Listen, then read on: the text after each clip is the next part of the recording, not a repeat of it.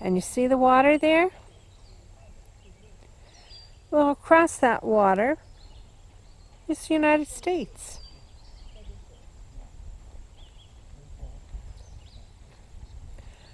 Which makes my telephone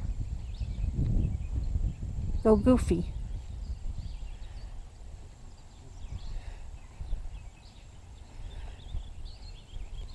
Because I have Rogers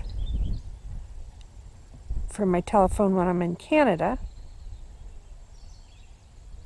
and Verizon in the United States, and both of them are working here, and neither one is working well.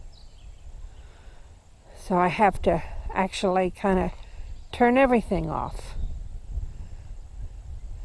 But it's been very interesting. The reason this scares me about the telephone is I don't want roaming charges. I'm supposed to have it free up here, but they didn't tell me who I would have as free.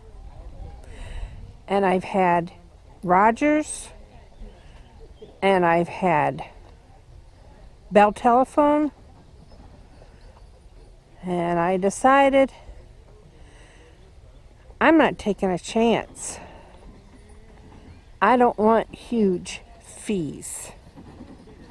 So I turned my phone off. And that worked better.